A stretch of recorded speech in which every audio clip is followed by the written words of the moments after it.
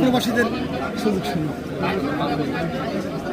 আমি যখন বিমানবন্দরের দায়িত্ব নিয়েছি, প্রথম আমার কাজ ছিল যে আমি আমার প্রবাসী, বিশেষ করে যারা আসেন বিদেশ থেকে প্যাসেঞ্জার যারা আছেন, তাদের কিন্তু সুযোগ সুবিধা দেওয়া এবং তাদের একটা কমফোর্ট জোনে নেওয়াটাই মূল কাজ। এটাই আমার মূল কাজ ছিল। তো সেই কাজটা করার চেষ্টা করছি। আপনারা দেখেছেন যে বিগত সময় যে অবস্থায় ছিল বিমানবন্দরের অবস্থা, সেখান থেকে কিন্তু আমরা অনেকাংশে ভালো অবস্থায় বেরিয়ে আসছি।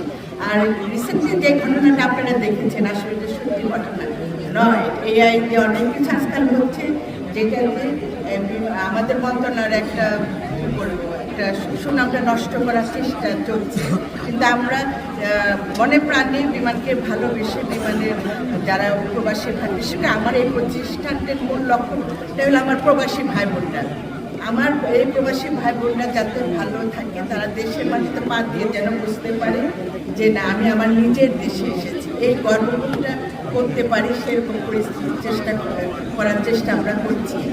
আর দীর্ঘদিনের সমস্যা তো, এই সমস্যাটা তো আপনি যদি বলেন যে 2-3 মাসের মধ্যে শেষ করা এটা সম্ভব নয়। তা আমরা চেষ্টা করছি অতি দ্রুত যাতে এই বিভিন্ন যে জটিলতাগুলো আছে সেগুলো থেকে যেন আমরা বের হয়ে আসি এবং বিমানের যেন একটা সুনামের জায়গায় নিয়ে যেতে পারি, এটাই আমাদের মূল লক্ষ্য।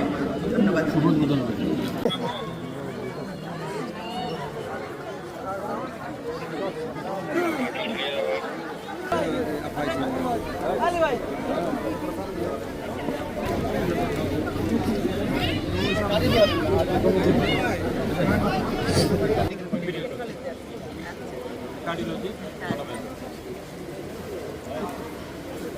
আমাদের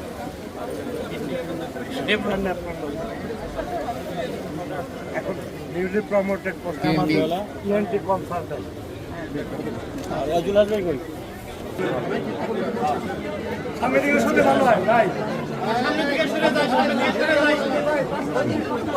হ্যাঁ যাও যে বড় বক্তব্য শুধু আপা আর বক্তব্য আলে আপা বক্তব্য দিবে, আপা বক্তব্য যে বাংলাদেশ ড্যাম অনেক কর্তৃক আয়োজিত বড় আপনি কাছে শহীদ রাষ্ট্রপতি জিয়াউর রহমানের আর এখানে পরিচয় দিব, কিন্তু কেউ আর কোনো কথা বলবে না, শুধু আপাই বিপন সরকার আমাদের সভাপতি বিপন সরকার উনি এবং কয়েকজন ফুল দিয়ে আপনাকে গ্রহণ করে নেবেন।